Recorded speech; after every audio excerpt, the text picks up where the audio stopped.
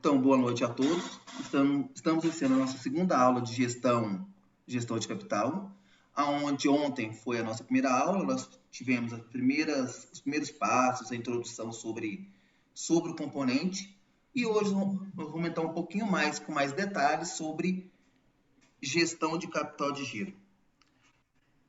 Tem alunos que estão perguntando se é o mesmo conteúdo da aula passada, do componente passado. Não, aquilo lá era matemática financeira. Então, esse outro ele é um pouco mais teórico, ele não é muito de contas, fazer cálculos. Ele é mais para vocês inteirar, aprender como fazer, quem for montar uma empresa, quem for trabalhar numa empresa, como que seria um tal de capital de giro.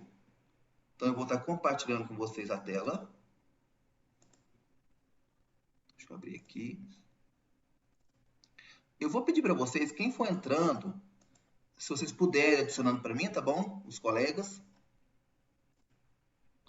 Então, na nossa aula de hoje, que é a segunda aula, nós vamos falar então sobre capital de giro, aonde nós vamos falar um pouquinho sobre sequência da aula passada, que é um pouquinho na parte teórica, e vamos continuar os detalhes dessa aula.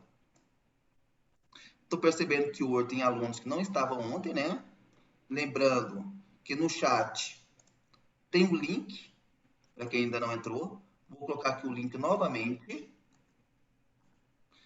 Quem não entrou, acesse para poder ver as atividades. Não é com cálculo igual era o outro componente, então ele é bem mais teórico. Então é mais leitura. Antes de iniciarmos esse componente, vamos falar um pouquinho que nós falamos na aula passada, mas com outras palavras, né? O que seria um capital de giro? Então, alguém aí de vocês é empreendedor? Tem alguma empresa ou trabalha em uma empresa?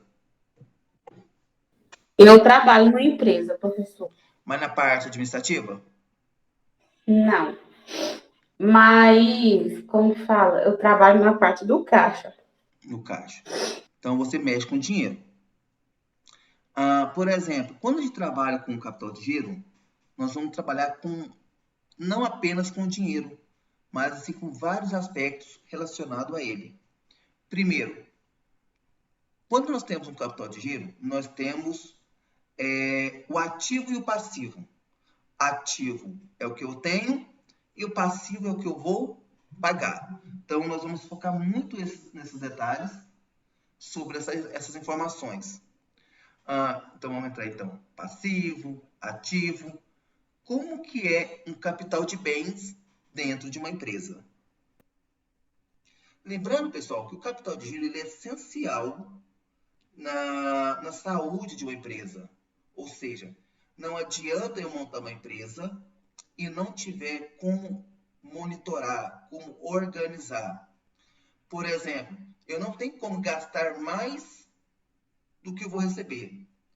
Ou seja, se eu gasto, um exemplo, 10 mil reais e o que entra no meu caixa é apenas 5, 6 mil, o que vai acontecer? Eu sempre vou estar no vermelho. Ou seja, uma hora eu vou entrar em parafuso. Uma hora eu não vou saber mais como fazer. Leosmar, você está me ouvindo? Sim. Boa noite. Boa noite. Vamos entrar um pouquinho no seu detalhe, na sua parte que você trabalha. Sim. Você tem lá, na parte que você mexe com finanças, o que você pode gastar. Certo. Se você gastar mais do que você vai, de recurso que você tem, o que acontece com você lá na empresa? Por que eu estou perguntando para ela? Porque como ela trabalha nessa área, ela vai falar com mais detalhes o que acontece. Se, por exemplo, a receita for menor que a despesa, fica em débito. E o que vai acontecer futuramente com a empresa? Repete, por favor. E o que pode acontecer futuramente na empresa? Vai ficar com um rombo, não conseguir pagar, ou, por exemplo, tem que equilibrar para poder no mês seguinte fazer com que as contas fechem. O que a gente gasta nunca pode ser maior do que o que a gente recebe. Isso. Já aconteceu algum caso, como você mexe com planilha de pagamentos, professores, funcionários, já aconteceu alguma vez de você, do recurso que você tem para utilizar, ser insuficiente para pagar todo mundo? Já aconteceu? Não, porque no caso, eu não vou falar do que eu trabalho agora, vou falar do que eu trabalhava anteriormente. Tá. A gente fazia uma projeção orçamentária para o ano, baseada para o ano. E essa projeção era dividida em meses. Então, mensalmente, a gente tinha um valor a ser gasto para pagamentos. Aí, os pagamentos eles eram divididos em vários tipos de contas. Por exemplo, pessoal, por exemplo, livros, porque no caso eu sou biblioteca, né? Então, tinha um valor destinado para livros, e era tudo, a gente fazia esse orçamento, e esse orçamento era diluído durante o ano. Então, tudo que a gente precisava comprar no ano seguinte, ele já era previsto, e, por exemplo, você falou sobre não conseguir, se eu gastar mais no mês, ou se eu não usar tudo que eu tenho disponível. Se eu gastar mais no mês, então aquele valor que era previsto para o mês e para até o mês, por exemplo, janeiro, fevereiro, março, aí ele fica em vermelho e a gente precisa equilibrar nos meses seguintes, para que aquela conta realmente chegou ao fim do período, ela realmente seja ou igual, ou que a diferença seja no máximo 10% para mais ou para menos. Pessoal, olha para vocês verem a fala dela. A projeção dela não é a pequeno, não é a curto prazo, é para médio e longo prazo, ou seja, anual. Então, o que acontece? Se ela, um mês ela gastasse mais que o outro, nos outros meses ela teria o quê? Diferença. Se, por exemplo, ela gastou 1.100 num mês e a despesa dela era R$1.000 por mês, o gasto que ela podia fazer, ou seja, esses R$100 a mais que ela gastou, ele seria diluído em 4, 5, 6 meses que ainda faltava para fechar o ano. Então, o que acontece? Então, ela teria que fazer umas manobras para não ficar com sinal vermelho, com um valor vermelho. Seria isso mesmo? Ficar todo mês. Cada coisa que não foi comprada ou que não foi, ou que foi realizada mais para o planejado. Pessoal, alguém ficou com dúvida sobre o raciocínio dela? Ela pode repetir, por favor? Qual parte? Ai, gente, eu tô meio perdida aqui. Começo. Quem quer? Meu nome é Ana Ana Paula. Isso, Neusimar.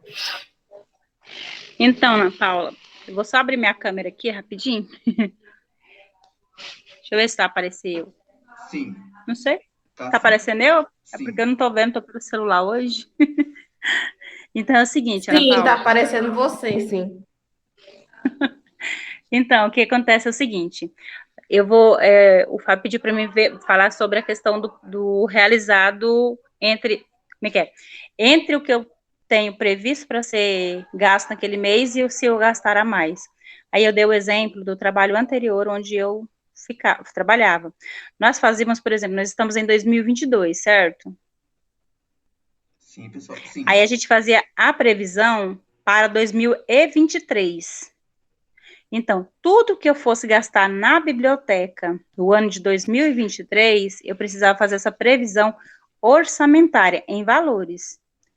E, tipo assim, no mês de janeiro, eu vou comprar R$100.000 de livros, vou gastar, tipo, R$70.000 com pagamento da equipe, eu vou gastar, tipo, mais R$2.000 com pagamento de internet, eu vou gastar mais, tipo, R$2.000 com manutenção de ar-condicionado, enfim, essas despesas que realmente precisam ser pagas.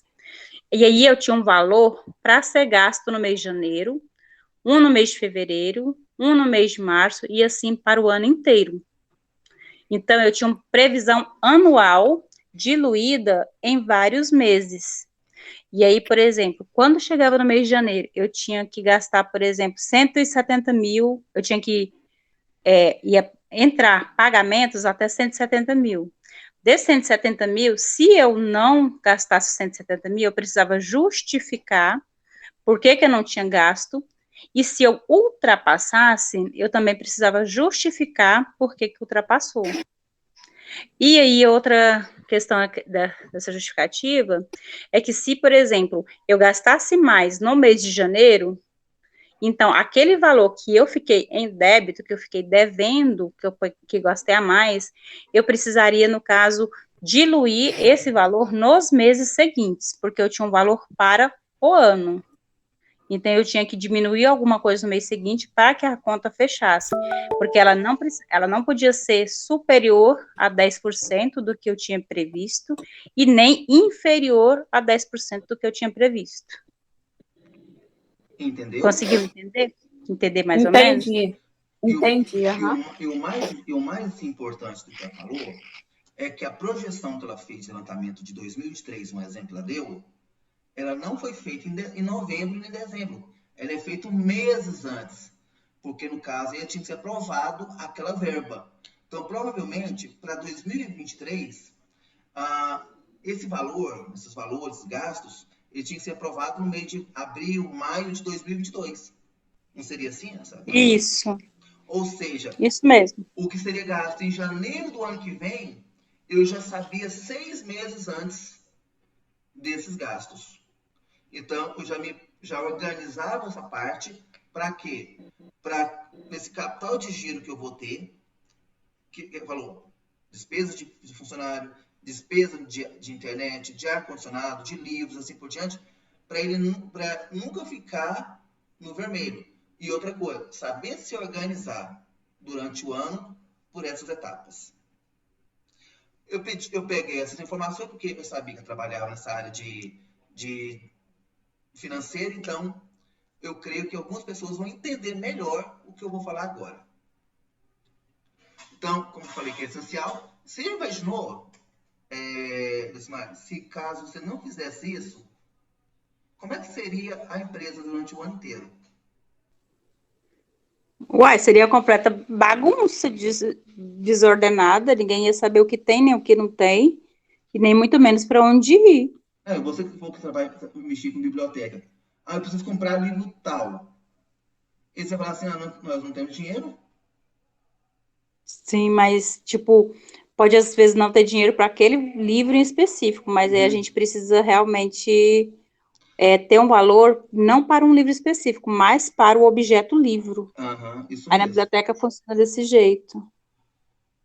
Então, a definição mais ampla do capital de giro seria: o capital de giro é formalmente obtido pela subtração do passivo circulante dos ativos de uma empresa no dia a dia em que o balanço é elaborado. Por mais que ela falou que era valores anuais, os gastos são quase que diários. Porque quem mexe com finanças, praticamente todos os dias tem alguma coisa para pagar.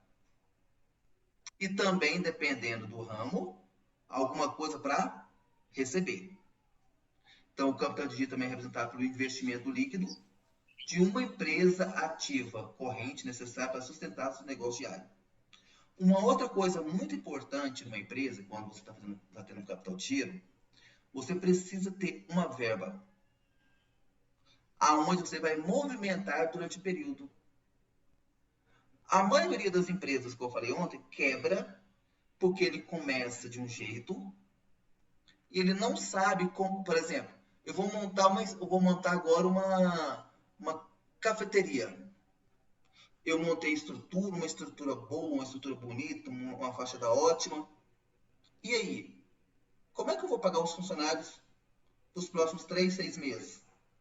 Como é que eu vou pagar o aluguel? Como é que eu vou pagar os produtos que eu preciso comprar? Então, o que acontece? Sim, professor, tem toda aquela programação, né? Isso. O que acontece? Eu tenho que fazer o capital de giro igual a Alessandra fez. Falou. Você tem que ver o dinheiro que você tem, a verba que você tem, dividir pelos meses que você acha necessário e verificar se você consegue bater aquelas metas. O que seria bater as metas? Gastar aquilo que foi planejado. Se eu gastar menos, tem que saber falar por que eu vou organizar. Ah, mas eu montei a empresa montou, foi um sucesso. Eu preciso continuar com o capital de giro. Toda empresa tem um momento que vai bem e tem um momento que também vai em crise. Então, sempre tem que ter esse levantamento, eu tenho que ter esse capital guardado para um eventual problema no futuro ou fazer futuros investimentos. Que eu saiba, toda empresa que começa pequena, um dia quer ser grande. E para ser grande, precisa investir. E para investir, precisa de dinheiro. E para ter dinheiro, o que eu preciso fazer, pessoal? Guardar dinheiro. Fazer a minha movimentação e guardar esse dinheiro que eu não vou precisar usar no meu capital de giro.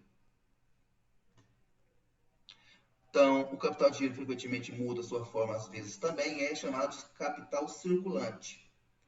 Então, é aquele que você mexe praticamente diariamente. Capital circulante significa ativos correntes de uma empresa que são trocados no curso normal dos negócios de uma forma para outra. Então, o que acontece? Se você tem uma empresa que, aos poucos, você está conseguindo se manter, você vai mexer nesse capital de giro? Você não vai mexer. Você vai guardar esse dinheiro para problemas futuros, para gastos futuros e também para quê? Fazer investimentos. O capital de giro assume diferentes formas. Nesse caso, eu vou ter algumas formas desse capital de giro. Uma das formas é o capital de giro bruto e líquido, que é o total do ativo circulante. Boa noite. Acho que tem em poucos minutos. É conhecido como capital de giro bruto. Enquanto a diferença entre o ativo circulante e o passivo circulante é conhecido como capital de giro líquido. Então, eu vou estar organizando essa verba, vou estar verificando, ou seja, o capital de giro bruto é o total de dinheiro que eu vou movimentar. Aí, nesse caso, igual o Leocimar falou, ela vai dividir em várias etapas, é como fosse, né? Dividir em pacotinhos. Você pega o dinheiro, esse tantinho aqui é para isso, esse outro pedaço é para isso, esse outro tanto é para isso. Então, você vai se organizar em pedaço. Um exemplo. E juntando tudo, você vai ter um capital de giro bruto, que é o total que você pode ganhar. O capital de giro permanente é a quantidade mínima de giro que eu posso mexer. Por exemplo, todo mês eu posso tirar 3 mil reais. Todo dia eu posso tirar 3 mil reais. Então, é igual que foi falado. É como fosse dividir por mês e diluído por dia. Então, é o valor que eu posso estar mexendo diariamente. Utilizando ou não utilizando, é o que eu posso estar mexendo.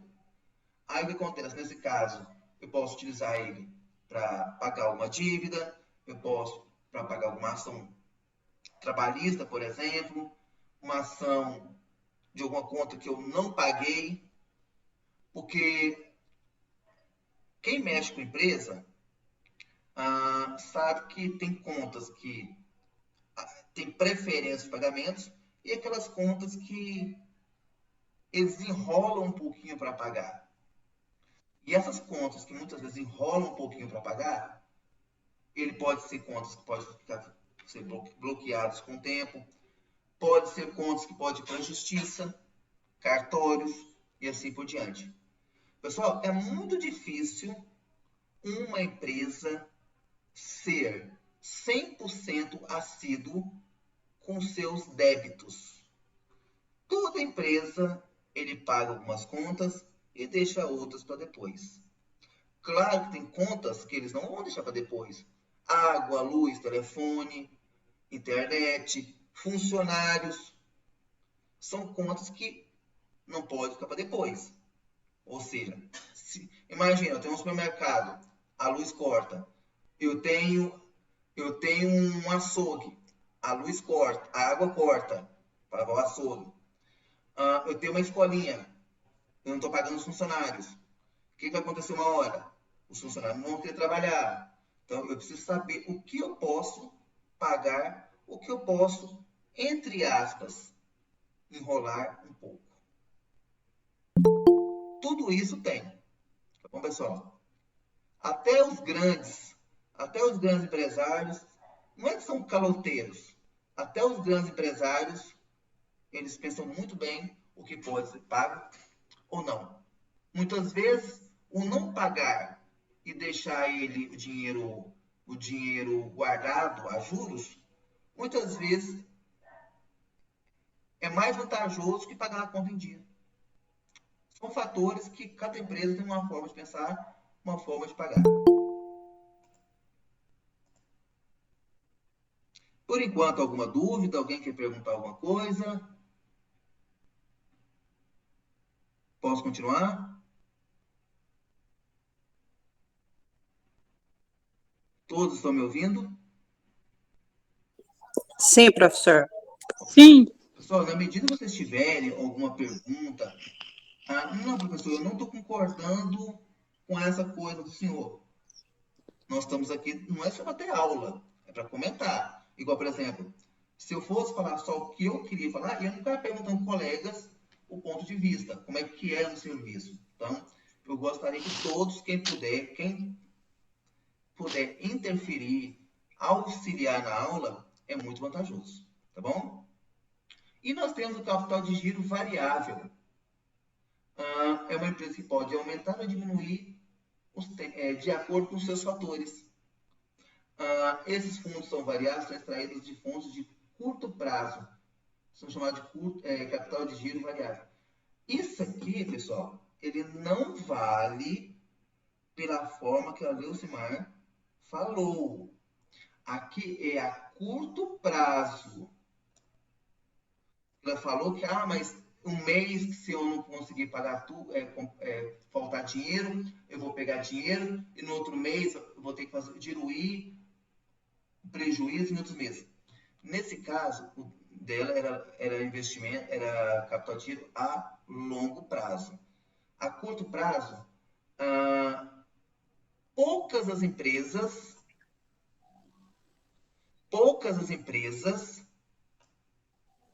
usam essas formas a curto prazo. A maioria a longo prazo. Por quê? Eu não sei se vocês lembram disso, eu já ouvi falar sobre isso. No primeiro trimestre, os bancos tiveram lucro de tantos por cento. No segundo trimestre, os bancos tiveram lucro de tantos por cento. As empresas também têm isso. Elas têm os seus famosos lucros. Então, para eles saberem qual foi o lucro, eles têm que fazer investimentos, eles têm que fazer capital de giro, sempre a longo prazo, para saber, por exemplo, se o dinheiro sobrou, se o dinheiro faltou. Ultimamente, quase todos os segmentos fazem isso. Até time de futebol hoje faz isso. São os levantamentos anuais. Ok? Sim. Os maiores objetivos em criar um capital de giro são manter o ciclo operacional do capital de giro e garantir seu bom funcionamento. Então, nós vamos falar sobre o ciclo dele daqui a um pouquinho. Então, o que acontece? O que seria manter um capital de giro com o seu ciclo operacional? Manter o bom funcionamento do ciclo operacional é essencial para o negócio funcionar. O ciclo operacional, vou marcar aqui, refere a todo o ciclo da sua vida de um negócio, desde a aquisição da matéria-prima, a produção e a entrega dos produtos finais. A gestão do capital de giro se escolhe para garantir a regularidade e um dos principais objetivos do conceito. Então, o que acontece? Então, ele fala desde a sua parte inicial, da hora que eu compro a matéria-prima, na hora que eu fabrico, na hora que eu executo e na hora que eu vendo. Então, todos esses segmentos, ele vai ter mão de obra, ele vai ter matéria-prima, ele vai ter vendas, entregas. Então, se a matéria-prima chegar atrasado, a minha entrega vai atrasada. Se eu não tiver mão de obra qualificada, o produto atrasa. Se o produto não ficar pronto no prazo programado, eu demoro a entrega do produto.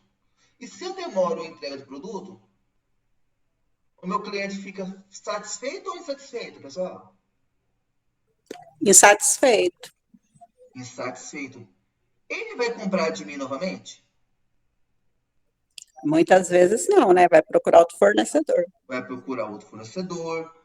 Então, por exemplo, quando a gente compra uma mercadoria em quantidade, a gente olha a qualidade, a gente olha o material, nós olhamos se está bem montado e se também está num preço acessível. Então, tem que olhar tudo isso aí.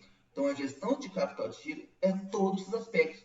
Não é apenas entregar o produto, não é apenas em vender o produto, quem é o vendedor.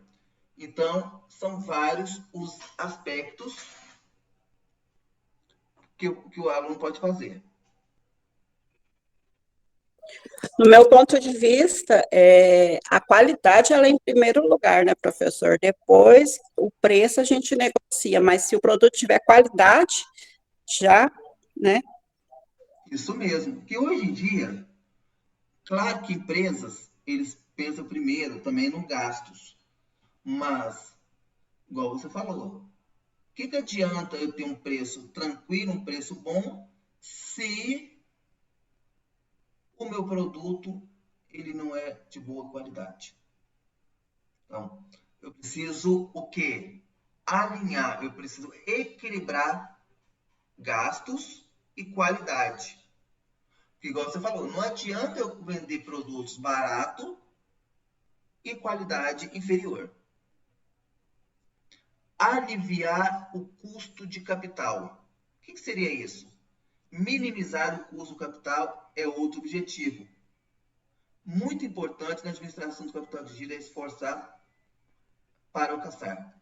Então, muitas empresas, o que eles fazem quando vão comprar material, uma matéria-prima? Fazer orçamentos em vários lugares. Sabe? Só que é o seguinte, ultimamente as empresas, eles olham a mesma marca, o mesmo produto, em vários locais diferentes. Para quê? Para manter a sua qualidade. Então, por exemplo, eu tenho uma serralheria. Eu vou vender portões, por exemplo. Eu vou comprar barra de ferro fino, sabendo que o barra de ferro fino, o cliente não vai querer comprar? Aí é prejuízo, né? É prejuízo. Então, eu tenho que analisar qual ferro que é bom para o portão, de qualidade, para não ficar amassando com facilidade, e sempre olhar com os meus fornecedores, com as indústrias, sempre a mesma marca, ou a mesma espessura do material. E verificar, aí sim eu posso verificar preço. Então, porque eu vou ter o mesmo material em vários locais diferentes. Então, isso é diminuir o custo do capital. Nesse caso, pessoal, se eu compro um produto mais em conta, mesmo sendo de qualidade, o que eu consigo passar para o meu cliente? Vai ficar parado, né? Produto parado é prejuízo. Não.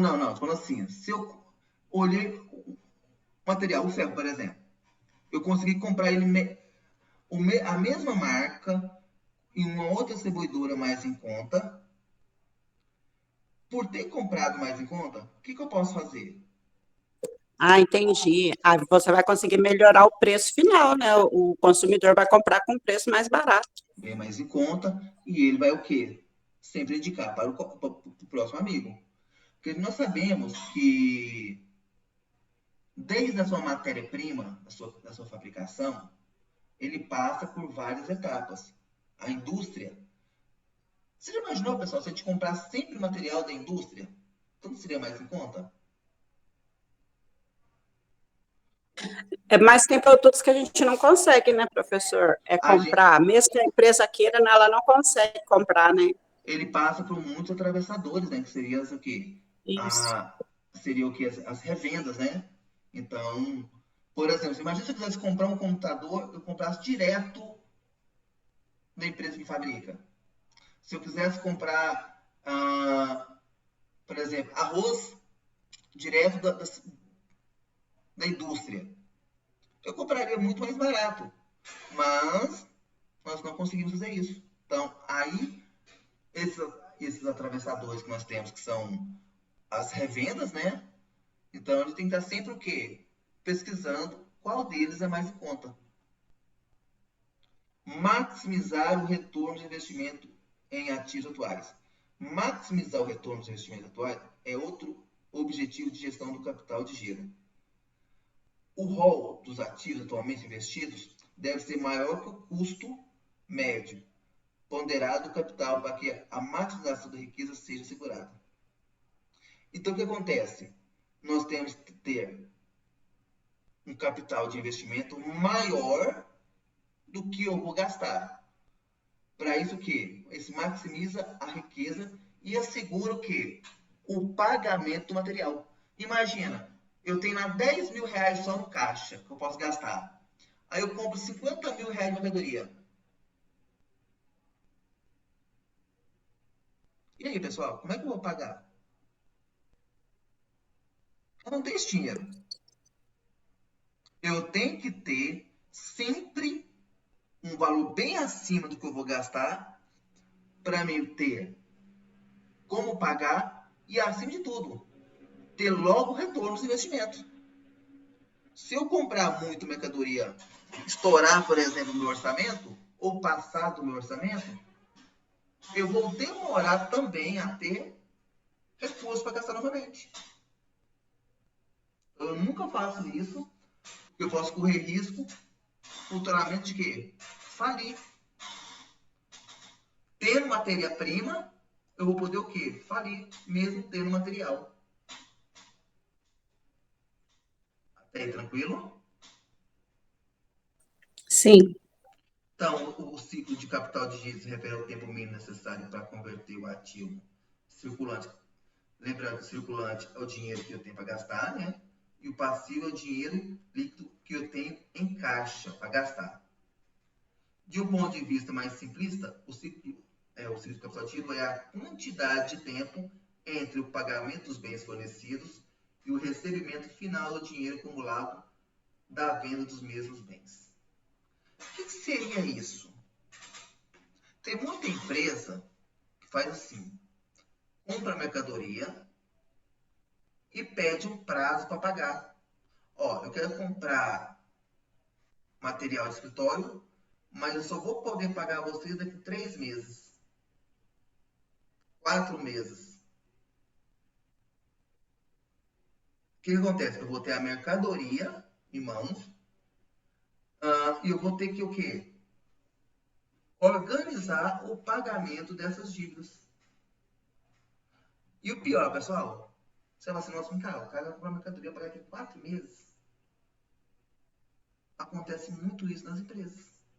Acontece isso muito nas indústrias, que perde um tempo entre o pagamento de bens fornecidos e o recebimento final do dinheiro. Ele quer que a mercadoria chegue logo, porém ele quer um prazo maior para pagar. Aí, nesse caso, os seguintes elementos dos quais o ciclo de capital de giro é composto. Nesse caso, o primeiro é o dinheiro, que se refere ao fundo disponível para a compra de mercadoria. É aquele dinheiro que eu tenho em caixa, que é a parte saudável da minha empresa. É o dinheiro que eu tenho assim, ó, no caixa agora eu posso gastar 50 mil reais. Então, ele vai gastar em cima daquele dinheiro que eu posso estar pagando as mercadorias que eu estou recebendo e os meus dividendos. Só que acontece, isso também acontece quando eu tenho escassez de dinheiro. Se eu tenho escassez de dinheiro, pessoal, eu vou conseguir manter minha empresa 100%? Não. Vai ter uma hora que vai acontecer, produto tal eu posso vender, outro produto eu não posso vender por enquanto. Por quê? Eu não consigo ter capital de giro, eu não tenho dinheiro suficiente para comprar todas as matérias-primas. Aí é aquele caso, eu vou ter que escolher o que eu vou querer fabricar. E não o que o cliente quer comprar. Porque eu não tenho dinheiro reserva. Ou seja, ele vai ser um obstáculo na minha empresa.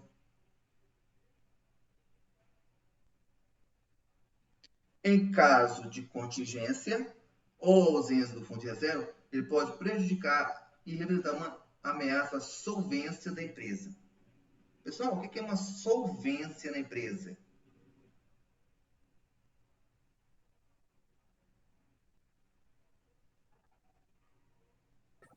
Eu não sei, professor.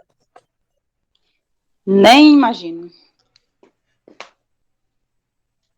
São utilizados para avaliar a capacidade de pagamento da empresa, ou seja, constituem uma apreciação sobre a capacidade da empresa saldar seus compromissos com terceiros. Ou seja, nesse caso aí, um órgão competente vai analisar o que a empresa tem de dinheiro, o que ele tem de mercadoria, e ele vai analisar se esse dinheiro e essa mercadoria ele é satisfatório para pagar os meus fornecedores. É como se a empresa estivesse praticamente falida, quase que fechada. Uma das empresas, não sei se vocês sabem disso, que quando ele está quase falindo, eles entram em insolvência. Aí eles provam para o governo que eles têm tanto de dinheiro, tanto de mercadoria e o tanto que eles podem pagar. Aí, muitas empresas, que eles fazem, pessoal, para manter a empresa de novo, eles criam outros CNPJs. Porque você sabe que a empresa ela é vinculada a um CNPJ. Então, aí nesse caso, eles constroem uma outra marca, uma outra fantasia. Aí o que acontece? É como se ele começasse tudo de novo do zero. Então, aí, isso acontece antes deles declarar a falência. Por exemplo, aconteceu isso, se não estiver enganado, com alguns times de futebol. Vasco da Gama, Cruzeiro. O mesmo que concordata? Não, concordata é um pouquinho diferente.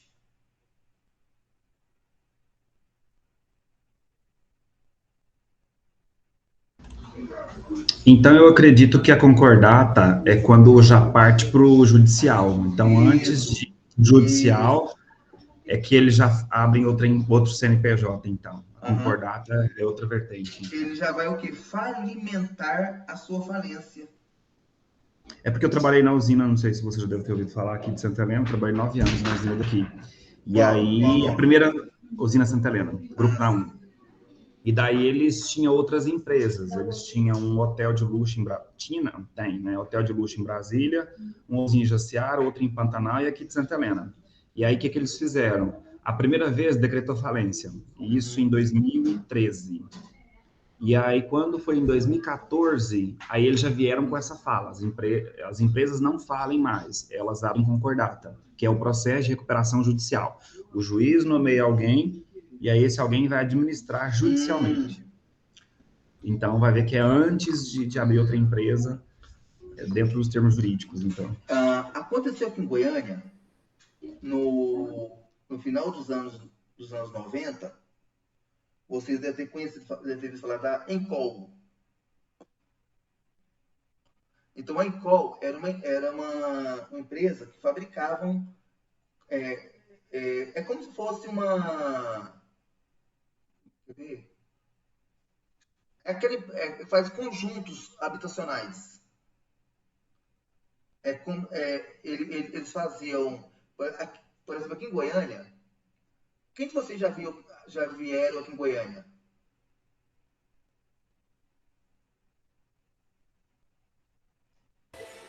Eu vou bastante. Você já foi no Goiânia 2?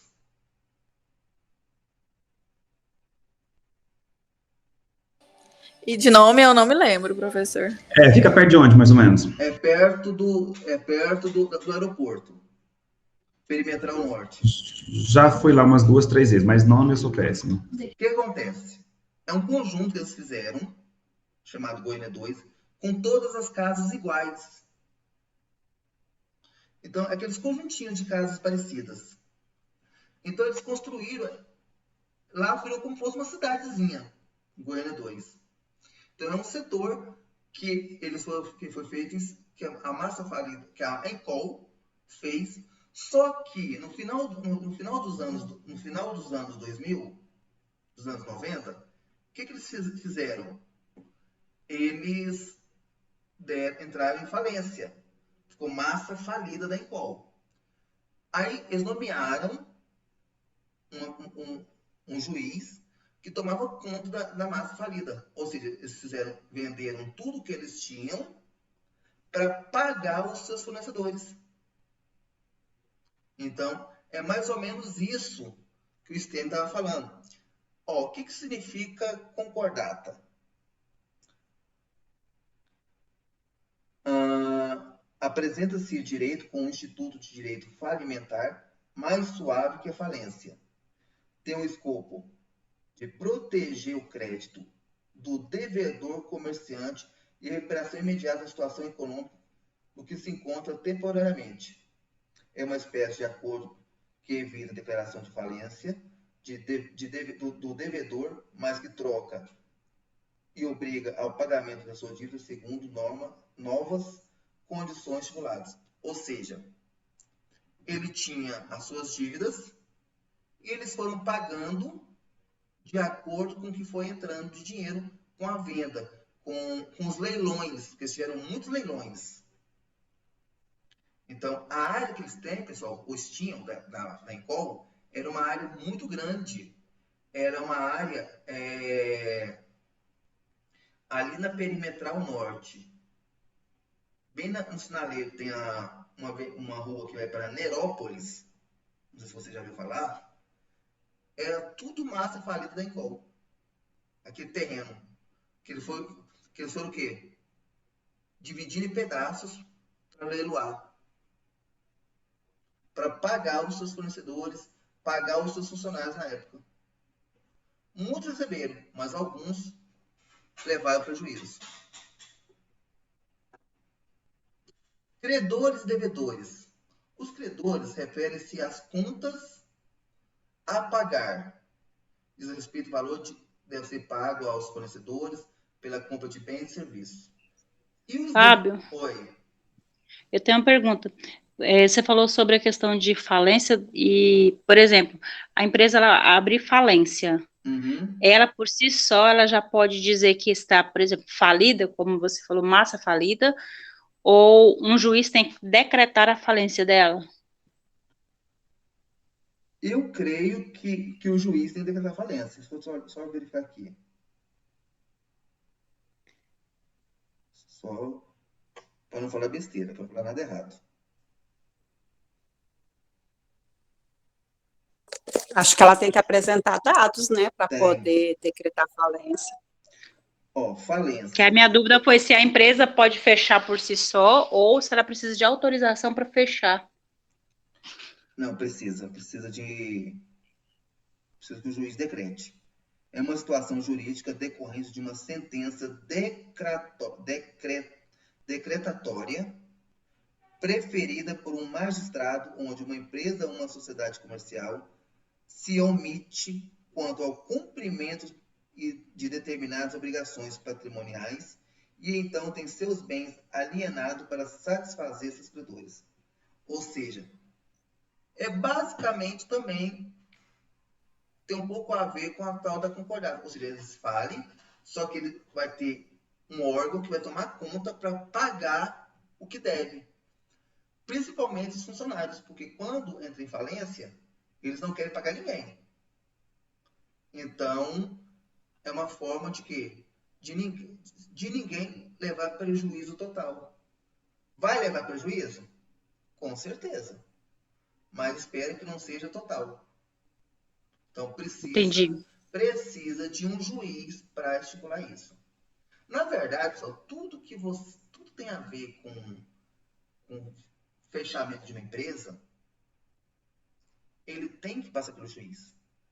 Porque se eu fechar, eu vou fechar minha empresa hoje, pronto, acabou. Imagina a enxurrada de processos que eu vou ter. Por quê? Fechar uma empresa não é tão fácil assim. Abrir é fácil, mas fechar não é tão fácil. E muitas das vezes, quando a empresa fecha e não paga os seus devedores, seus débitos, lá na junta comercial, por exemplo, na junta comercial de Goiás, a JUSEG, eles têm dados dos seus proprietários. Aí o que eles fazem? Eles vinculam as dívidas ao CPF dos donos. Então não é tão fácil dar o calote. Não é tão fácil fazer isso. Você talvez não pague tudo, mas pagar você paga. De um jeito ou do outro você paga. Os devedores referem às contas a receber.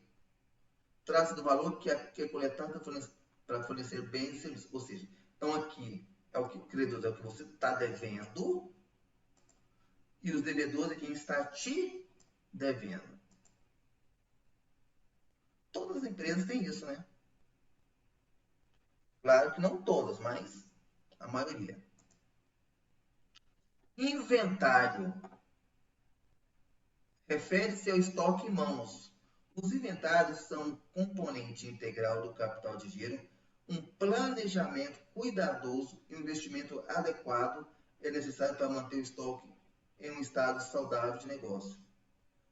Por isso, nós temos vários aplicativos de empresas que olham o estoque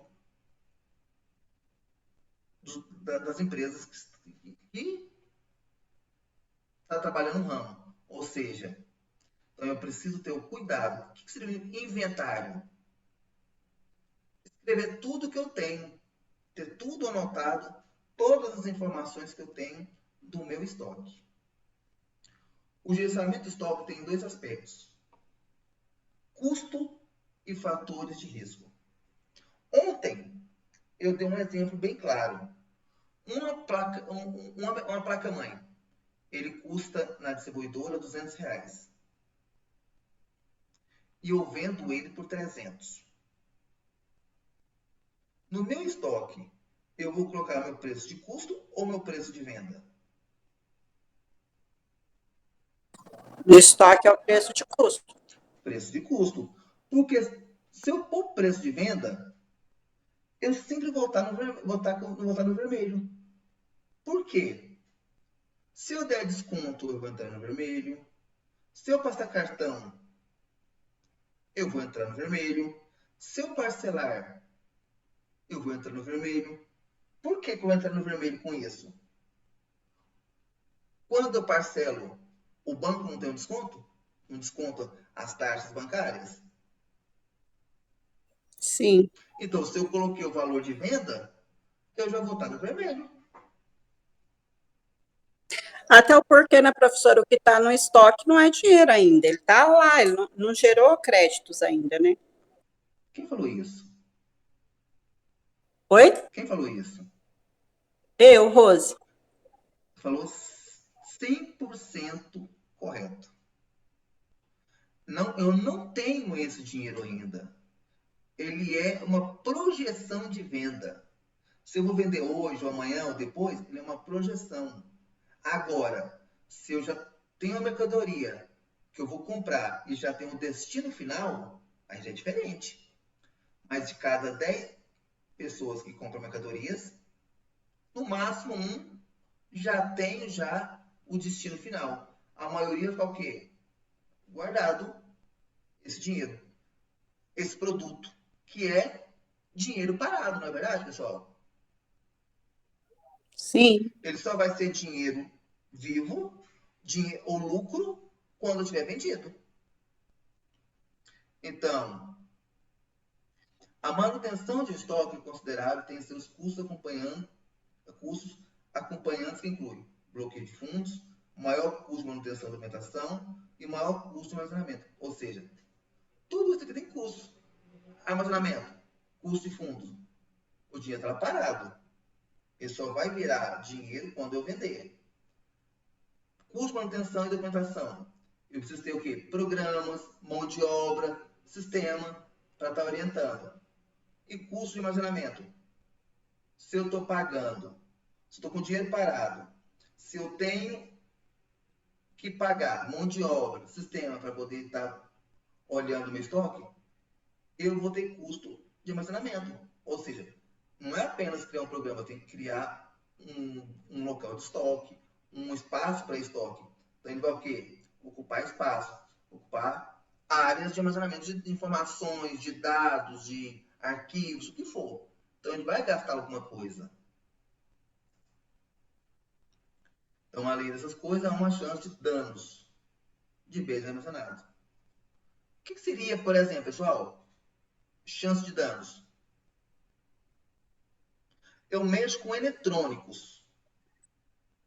O que pode acontecer? Seria o produto danificar, estragar na prateleira e ao prejuízo, né?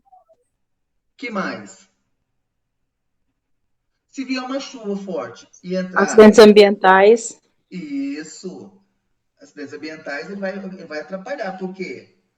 Ah, mas a minha empresa tem seguro. Até eu receber esse seguro, o prejuízo... E não recebe 100% também. E não recebe 100%. Olha o prejuízo que eu vou ter. Isso traz esses problemas. Cronograma de entregas, igual vocês falaram aí, eu não recebo 100%, então eu vou ter prejuízos. Então, são fatores que muitas empresas têm. Porque, por exemplo, não sei se vocês já notaram, que as grandes empresas, as grandes fábricas, eles ficam num local 100% plano? Não. A maioria das empresas não. Por exemplo, quem sai de Goiânia para Anápolis, nós temos ali a distribuidora da Novo Mundo. Ela é um galpão em um local com declínio. E se vir uma chuva muito forte, o que pode acontecer ali? Cair água lá dentro. Então, são problemas que podem acontecer. Então, nas nossas casas pode acontecer isso. Quantas vezes vocês têm algum bem que ele foi que teve que ser mandado para o conserto por problemas da natureza? Chuva, ventania. Quantas vezes aconteceu isso com vocês? Queda de luz, ar-condicionado, geladeira, pelo amor de Deus. Então, a gente sempre tem algum tipo de prejuízo. Aí nós temos as propriedades de um ciclo. Então, pessoal, vocês vão enjoar dessa palavra aqui, ó, capital de giro. Vocês vão enjoar o curso inteirinho sobre isso. É essencial que o negócio mantenha um ciclo saudável. Ó, de novo, falando a palavra saudável. Saudável, ele é quando eu não fico no vermelho. Eu consigo pagar, eu consigo manter a minha empresa sem problemas de pagamentos, de custos, de funcionários, essas coisas. Então, se eu não tiver um capital de giro saudável, eu vou ter, quando eu tenho um fornecimento de matéria-prima, se eu ficar devendo, o que vai acontecer? Eles vão Não cortar. vai ter produto para fornecer. Eles vão falar assim, não, enquanto você não pagar nós, eu só vou passar 50% da matéria-prima. Ou eu só vou te entregar a mercadoria se vocês me pagarem os débitos anteriores. Então, acontece isso em muitas empresas. Então, o que acontece? O que eu falei para você no início? O ciclo, capital de giro, tem coisas que eu não posso deixar de pagar, que eu não posso deixar de ficar em dia, que é funcionário, água, luz, telefone e também matéria-prima. Então, se eu não tiver, não adianta ter funcionários em dia se a matéria-prima não chegar. Vai acontecer um momento que eu também vou começar a atrasar salário, porque eu não vou ter matéria-prima para entregar as minhas mercadorias. Então, são pontos que eu tenho que olhar muito. Então, em um ciclo de capital de giro, a produção ideal nunca deve parar devido à escassez de matéria-prima. Pessoal, mas vem cá, eu sou um bom pagador. Só que a empresa que me fornece está com problemas de entrega. O que eu tenho que fazer?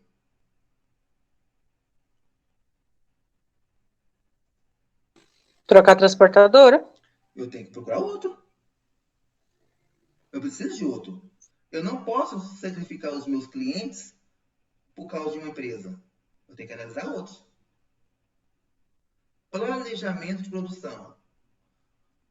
Só quantas vezes aconteceu na vida de vocês compraram uma mercadoria planejada ou na internet e ele não chegar na data ou não ser entregue na data combinada? Ele frustra as pessoas, não frustra? Demais. Então, quando você compra algo, você já fica querendo aquele algo. Então, as empresas, o que acontece? O planejamento da produção é outro aspecto bastante importante. Deve garantir todas as condições necessárias para o início da produção e minimizar os riscos e evitar problemas previstos. O planejamento adequado da produção é essencial para a produção de bens e serviços, um dos princípios básicos que devem ser seguidos para alcançar o bom funcionamento de todo o ciclo de vida da produção. Não adianta eu ser um bom vendedor, não adianta eu ser um bom entregador, se o que está entre essas duas etapas um problema. Ou por falta de mão de obra, ou por falta de matéria-prima.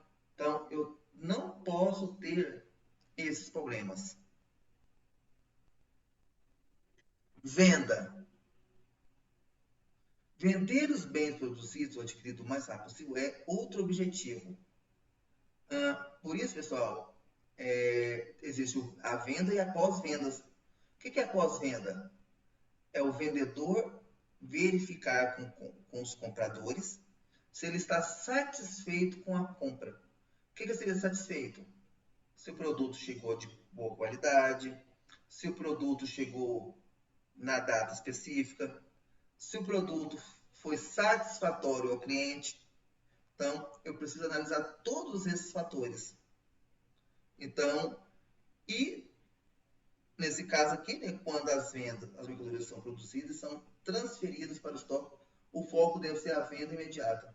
Então, se eu fiz a venda e o produto ainda não está na minha empresa, eu tenho que receber de acordo com a rapidez que foi combinado.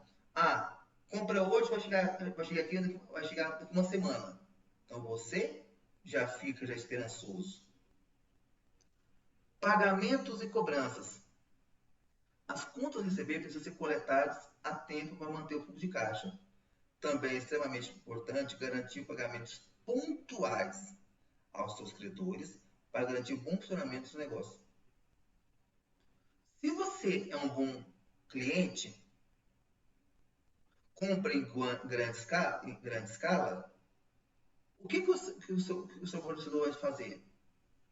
Vai te dar prioridade na entrega de mercadorias, vai te atender com mais atenção e, acima de tudo, se você compra em grande escala, o que você pode ganhar da empresa, pessoal? Desconto, melhor desconto, comprar Melhor. com preço melhor. Uhum. Porque geralmente, quando a gente compra, igual na empresa que eu trabalhava, eu mexia com essa parte de compras também. A gente vê que os fornecedores, eles reservam, né? Eles têm um X lá para dar de desconto. Só que eles não vão dando a torta e a direita lá para quem está comprando, não. Eles já têm alguns clientes direcionados ali que eles dão aquele desconto maior para aqueles clientes lá. Quem compra mais, o desconto é maior. Quem compra Maior, menos, isso. o desconto é menor. Liquidez. Manter a liquidez e algum espaço para ajustes é outro aspecto importante. Deve ser mantido para o bom funcionamento do ciclo capital de giro. Nesse caso aqui seria o quê? Liquidez é o quê? É o pagamento, né? Por exemplo, se eu comprei X caixas de computadores, você acha que a empresa não vai ficar satisfeito em saber que você foi pontual ou pagou com antecedência? Toda empresa vai fazer isso, é satisfeito. Só que nós temos um probleminha, conflito de riscos e retorno. É o que nós vamos falar agora. Risco e retorno podem ser considerados como sendo a base para as tomadas de decisões, que devem ser inteligentes e racionais para lidar diretamente com os investimentos. Sendo assim, é possível avaliar o risco como sendo uma medida de volatilidade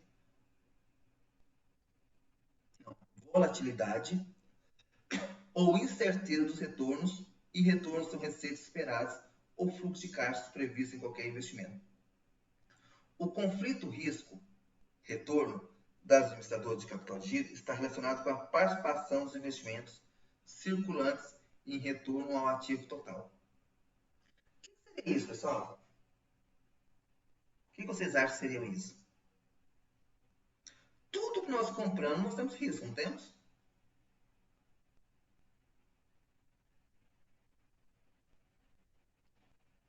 Pessoal? Professor, eu não ouvi direito, porque meu menino estava chegando aqui, fez barulho, eu não ouvi. Tudo que nós compramos, ele tem riscos. Bem, um produto de péssima qualidade, um produto que veio com defeito. Também, se não chegar tal dia, eu não quero mais. Aí você pode pegar de volta. Então, tudo na parte, ele tem os seus conflitos de risco e retorno. Ou seja, produto que não teve a qualidade esperada, produtos que não vai ser bem vendido de acordo com os seus investimentos. Então, tudo na vida nós temos risco. Eu vou comprar uma televisão. Eu tenho risco de comprar uma televisão?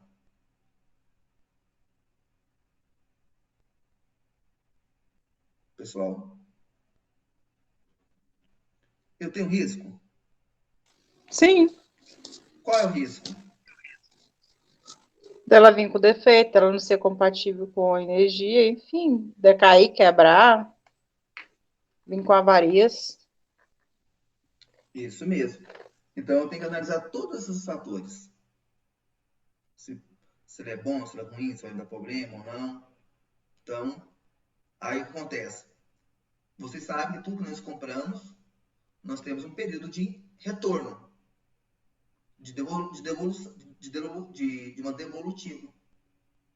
Então, as grandes empresas correm esse risco da pessoa não querer mais e retornar. Então, são fatos importantes. E, por fim, a definição de volume adequado de capital de giro depende da maximizar o seu retorno e minimizar seu risco.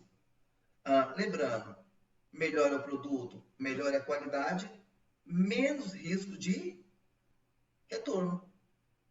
Então, nós temos que focar sempre na qualidade. Por exemplo, vamos focar um foco bem atual. Qual é a garantia de um carro novo? Fabricado, marcas mais vendidas no Brasil, marcas não brasileiras, por exemplo, uma Fiat, um Volkswagen, uma Ford. Qual é a garantia que eles dão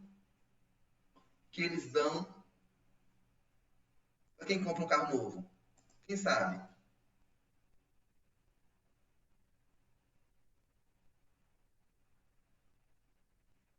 Pessoal, Eu não sei. É de 5 anos total, não é? carros dessas marcas, 3 anos. Carros importados, Hyundai, essas outras marcas que não são brasileiras, os famosos carros importados, de 5 a 6 anos. Por que eles falam que os carros importados eles dão uma garantia maior?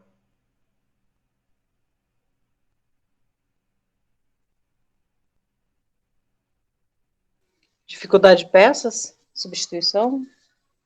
Nem tanto, porque carros importados, na maioria das vezes, eles são fabricados em países de terceiro mundo. Mão de obra barata e as peças que eles compram bem mais em conta. Aí eles dão prazo, eles dão uma garantia maior, porque o lucro deles também é maior. A maioria desses carros importados, eles não são fabricados em países de primeiro mundo. Eles são fabricados mais em países de terceiro mundo. Aí eles dão uma garantia maior porque eles têm, além disso, eles compram peças com melhor qualidade e muito poucas vezes a defeito. Enquanto que os carros nacionais, eles são fabricados aqui, a maioria. A mão de obra ela é um pouquinho mais cara, porque comparando aos países do terceiro mundo, o nosso salário ele é um pouquinho melhor, comparando a muitos países. Então, o que acontece? As peças são mais caras. Então, eles dão uma garantia bem menor para os clientes. São vários pontos de vista. Alguma dúvida, pessoal?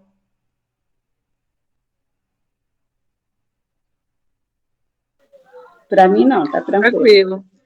Deixa eu parar a gravação.